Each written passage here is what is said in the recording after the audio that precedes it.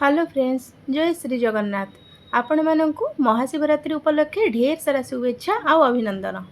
भगवान श्री धवळेश्वर दयारू आपण माने भलेरे रुहंतु आ खुशी रे रुहंतु। आज आम प्रस्तुत करवा शिवरात्रि स्पेशल पणा, जहाँ आपण खरा दिने पर्वपर्वाणी ओषा उपास सबुथ बनईकी पी पारे। तेबे चलंतु प्रस्तुत करवा। पणा बा सरबत प्रस्तुत करने प्रथम आम गोटे बड़ जगह नहीं जावा। मुझे पाखापाखि 150 ग्राम दही नहीं जाइए। आपण क्वांटिटी आपण हिसाब से कम बेसी करें। एबे मुझे गोटे छोटे बाउल रे अल्प टिके सागु को बतुरे नहीं। एबे से सागु को मुझे दे पणा प्रस्तुत पाई आम ये छोट सागुर व्यवहार करवा। जदि आपन सागु पसंद नुहे ताले आपण सागु को ये स्किप करें। पाखापाखि हाफ लिटर क्षीर रे मुझे छेना प्रस्तुत कर रखी। एबे आमे से छेना को सेथिरे देई नबा। फाळे नड़िया कोरा को सेथिरे पकई नबा।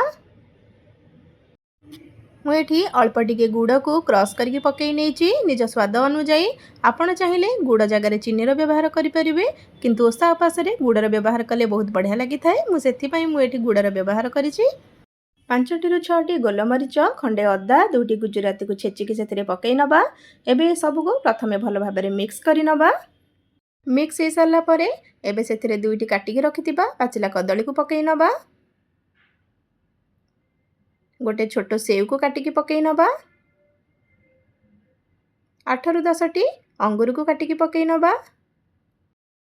2 ରୁ 3 चम्मच डालिंब को पकई नबा। 4 ରୁ 5ଟି आलमंड को एमती काटिकी से पकई नबा। 4 ରୁ 5ଟି काजू को 2 फाड़ करके से पकई नबा। 8 ରୁ 10ଟି किसमिस को पकई नबा। 2टी काटिकी रखिथिबा खजूरी की पकई नबा। एबे सबको भल भाव में मिक्स कर नबा। अल्प अल्प पानी देई ताको आउटिकी भल भाव में मिक्स करबा। आपण एठी पानी आपणक आवश्यक अनुसार कम बेसी करि परिबे। मिक्स हो सारा पर एबे आमे सबको ग्लास को काढ़ी नबा। गार्निश करिया पई 4 ରୁ 5टी आलमंड को एमती चुन चुन करी काटिकी सेथिरे देई दबा। 5 ରୁ 6टी किसमिस को ता ऊपर रखी नबा। 4 ରୁ 5टी काजू को 2 फाड़ करिकी ता ऊपर देई दबा। गोटे खजूरी को चुन चुन करी काटिकी सेथिरे देई दबा। 2 चम्मच डालिंब को ता ऊपर रखी नबा। हमर पणा बा सरबत एकदम रेडी हो सारी। रहुची जय श्री जगन्नाथ।